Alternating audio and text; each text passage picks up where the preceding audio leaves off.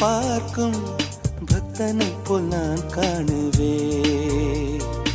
ஒரு நாள் அது நடக்கும், திருநாள் என்னை அழைக்கும்.